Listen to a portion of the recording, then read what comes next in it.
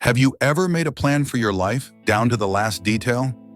Retire at 65, pay off the mortgage, raise your kids right, take care of your aging parents, maybe settle into a quiet little house in Florida, read on the porch, tend to your orchids, walk by the beach every morning. A life well earned, peaceful, predictable. But here's the truth, life rarely sticks to the script. In the US, nearly 40% of retirees are forced to go back to work, not because they want to, but because Social Security just doesn't cut it. The average 65-year-old carries over $19,000 in credit card debt, and over 30% of elderly Americans live alone, unseen, unheard, and often unremembered. Not because they failed to plan, but because life doesn't follow blueprints. Sometimes it's a late-life divorce or a stroke that comes without warning. Sometimes it's a grown child who never quite launches, or rent in your city going up 42% since the pandemic, leaving you stuck between survival and pride. You thought you were behind the wheel until life made a turn you didn't see coming, and suddenly you're crying in a rental car parked behind a Walmart at 2 a.m. Have you ever felt that way? Like everything was slipping through your fingers? Like no matter how hard you try to control things, something always finds a way to undo it? In Buddhist philosophy, there's a word for that feeling: anicca, impermanence. Everything, your income, your health, your relationships, is temporary. But here's the paradox. The more you try to control it all, the more control you feel like you're losing. The tighter you hold on to your plans, your expectations, your need for things to go right, the more painful it becomes when reality doesn't cooperate. And I know you blame yourself sometimes. Why didn't I see this coming? Why didn't I plan better? Why does life always slip away the moment I think I've got it handled? But what if there's another way to live? What if peace doesn't come from controlling life, but from surrendering to it? What if you could find strength not in your grip, but in your letting go? This isn't about giving up. It's about waking up. If you've ever felt exhausted from holding everything together, if your heart is tired of pretending it's fine, then maybe, just maybe, this is exactly what you need to hear. I once met a man in New Mexico. He was 68 years old, just 3 months into retirement, and already working as a pizza delivery driver. Not because he loved driving, but because if he didn't, he wouldn't have enough to pay next month's electric bill. He used to be an engineer. He had a house, a wife, a son, but his wife passed away after a failed surgery. His only son moved across the country and stopped calling. The house he'd lived in for 32 years was foreclosed during the pandemic. I did everything by the book, he told me, but life doesn't read that book. He's not the only one. So many people spend their whole lives trying to keep everything under control: money, health, emotions, relationships. But sooner or later, every one of us must face a raw, undeniable truth. Life doesn't always listen to us. And it's in that moment, when you lose everything or simply run out of strength to hold it all together, that a different kind of journey begins. Not the journey of forcing life to follow your plan, but the journey of learning how to live with life exactly as it is. The Buddha once said, "All that arises will pass away. If you cannot hold on to it forever, do not cling to it too tightly." The problem isn't that life is too cruel. The problem is we expected it to always be kind. If you've ever felt like the world no longer has space for you, maybe what you need isn't a new hope. Maybe it's a new way of seeing. And to begin that journey, we must first face what most Americans are trying so hard to avoid: that creeping helplessness when everything starts slipping through our fingers. Because only when you see the fear for what it is, can you learn how to walk straight through it.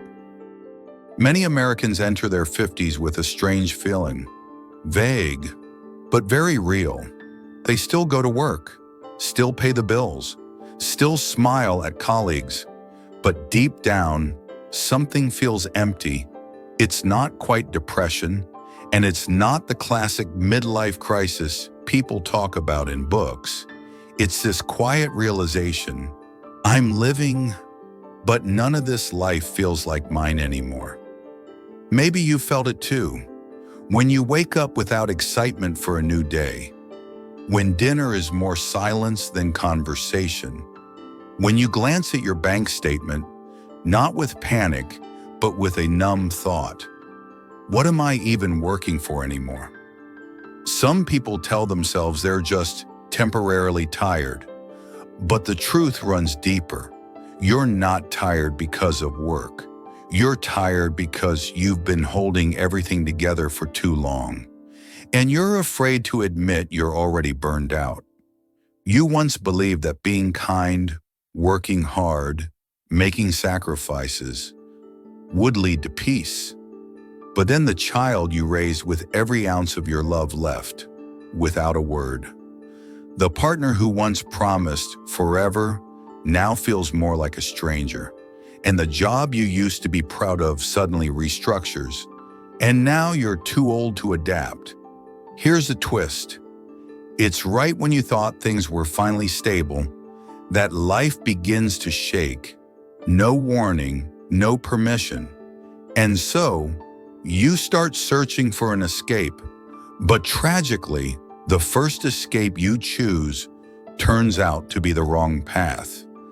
After realizing that life was slipping out of their control, many people begin searching for a way out.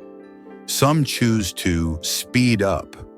They read self-help books, attend Master Your Life workshops, and stick motivational quotes all over their walls. Every morning they repeat mantras like, I'm strong, I am in control of my life. And for the first few weeks, it works. Or so it seems. But the insomnia remains. So does the silence in the kitchen at night. The twist is they're not healing. They're just trying to pain over pain with positive thinking. Others choose to mute their emotions. They keep themselves busy, more overtime, morning jogs, evening phone scrolling, social outings, travel plans, skill-building courses. It looks like they're living life to the fullest, but deep down, they're running, not towards something, but away. The twist is, when you avoid your emotions, no matter how full your calendar looks, you're still lost on the inside. Some turn to new attachments. They throw themselves into new friendships, new lovers, new communities, any place where they feel seen, wanted, needed. And for a moment, it feels like youth again, until a message goes unanswered, until a small misunderstanding feels like a wound, until they realize, I still don't belong. The twist is, you can't cure inner loneliness with outer validation. Others try to go back, to salvage their marriage, to rebuild the home that once held them together. They hope, if I just try a little harder, maybe things can be like they were. But one evening they finally ask, can we start over? And the answer comes, it's too late. That's when they realize not everything can be saved by effort. Some things are meant to be released, not repaired.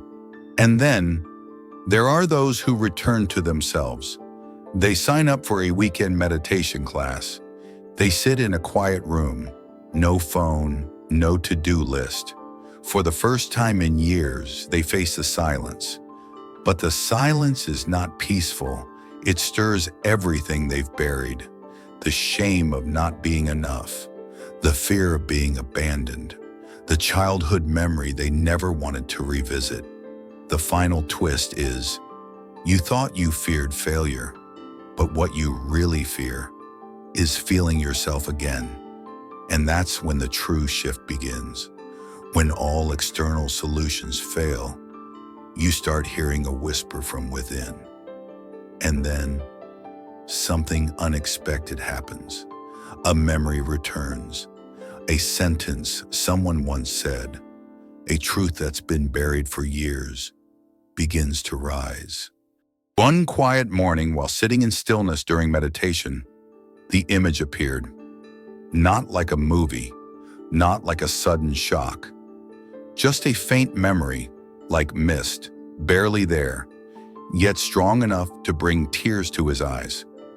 It was a small boy, sitting alone on the porch, arms wrapped around his knees, staring blankly into the yard.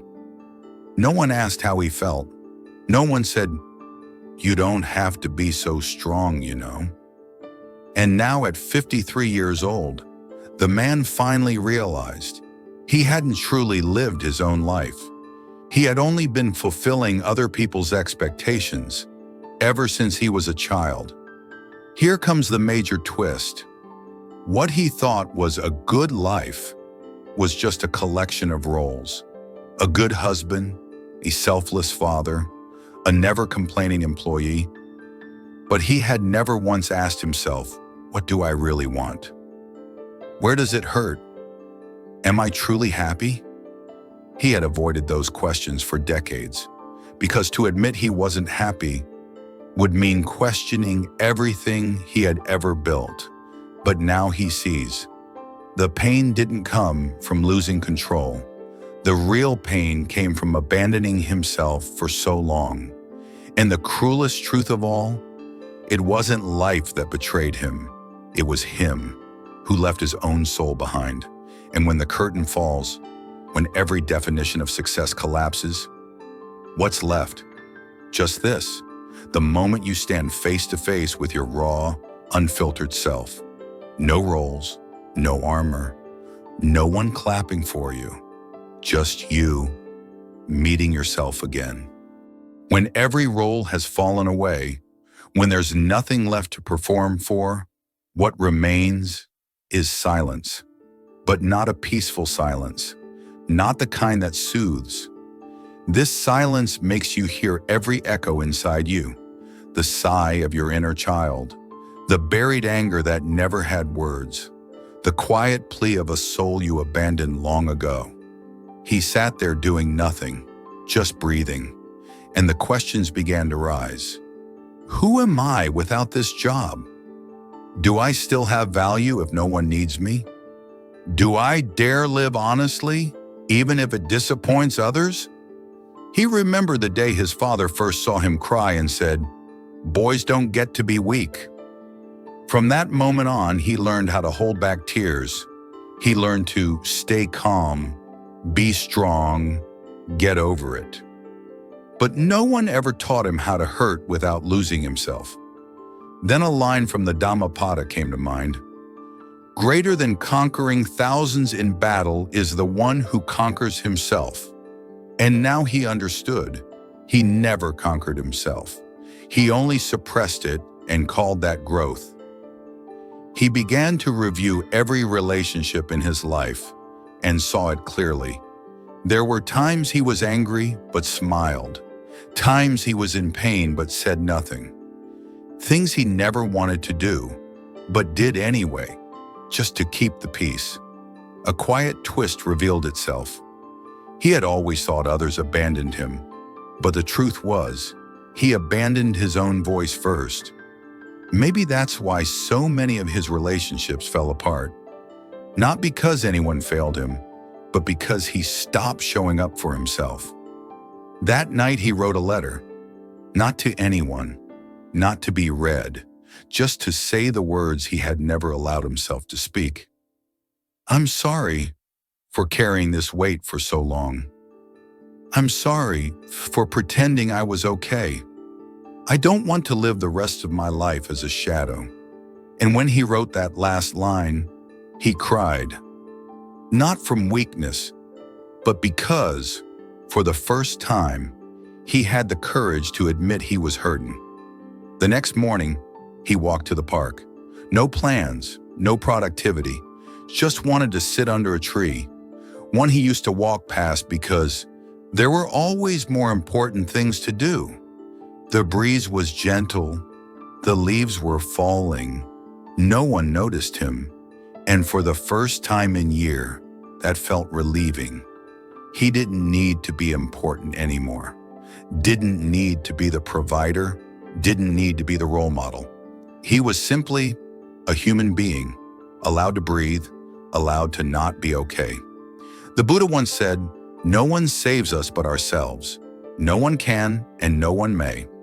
Dhammapada, verse 160. He sat in stillness with that thought.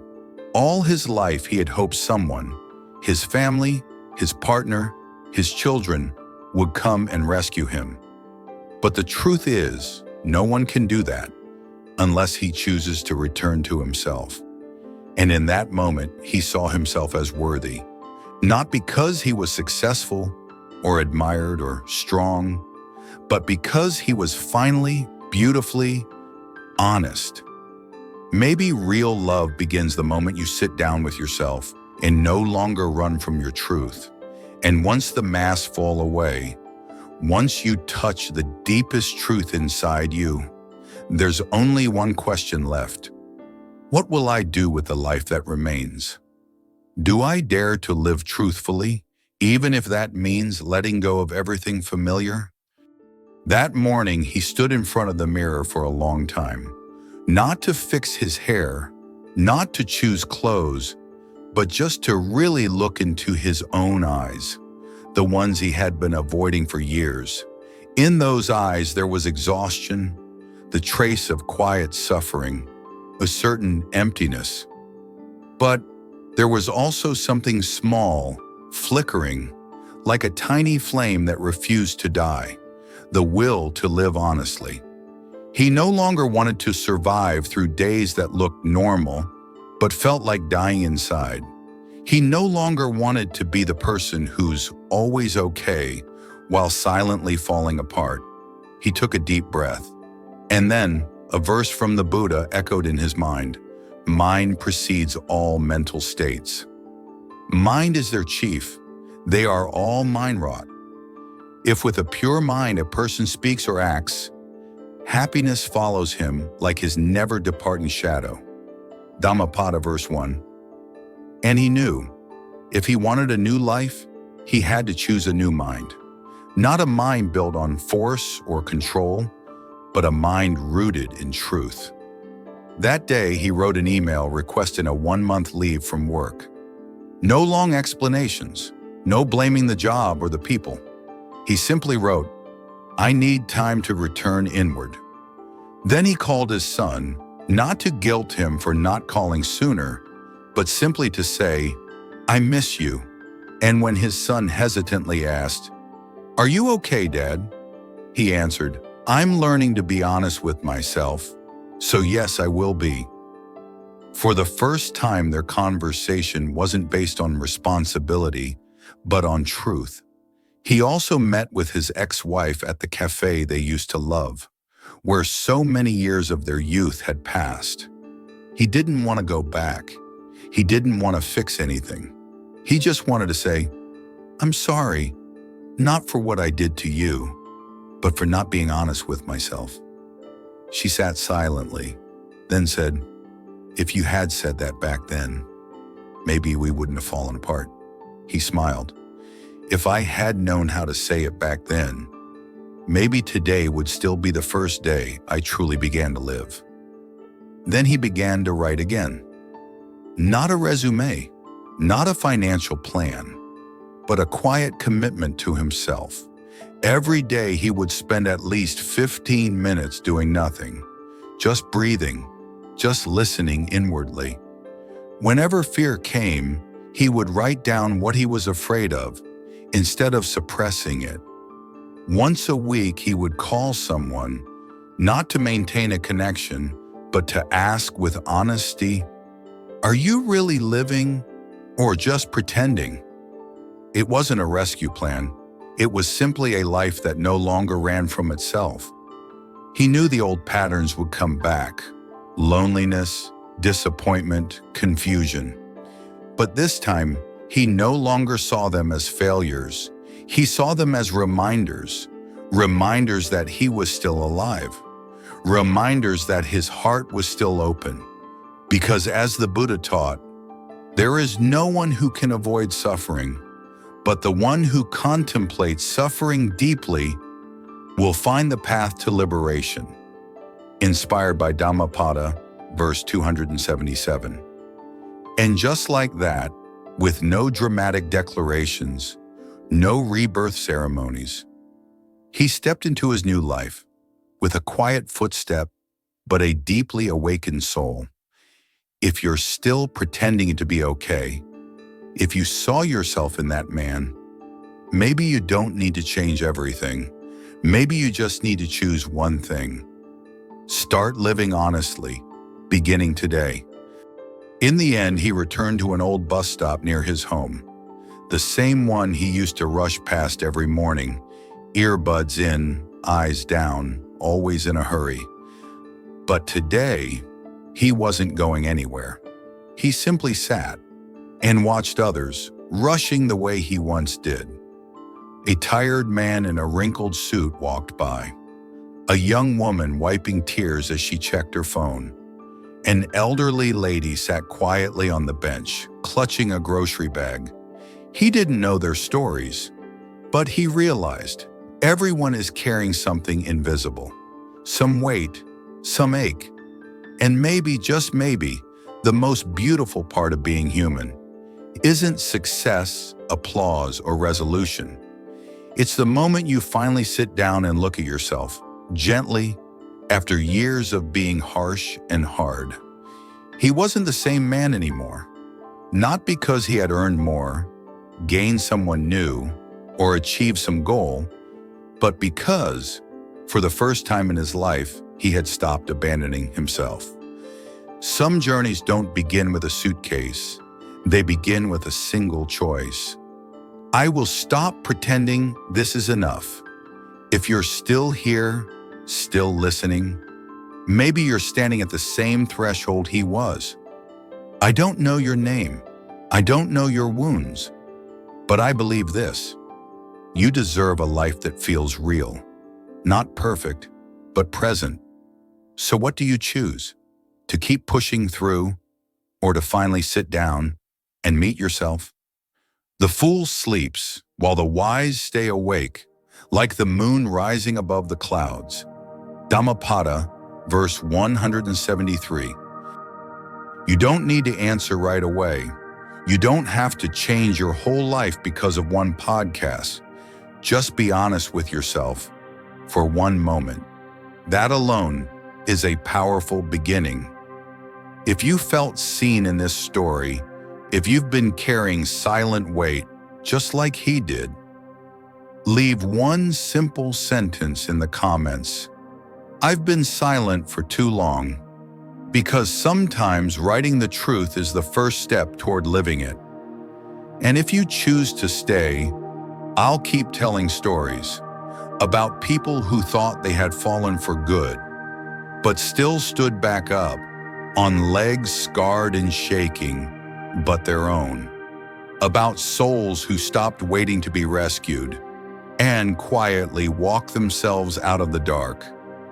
In the next episode, you'll meet a woman, 63 years old, left with nothing after a late-life divorce. And what she discovered on the other side of loss will surprise you. We'll meet again in a moment of deep listening, not just with your ears, but with your heart. Are you ready to finally live your truth for the first time in a very, very long while?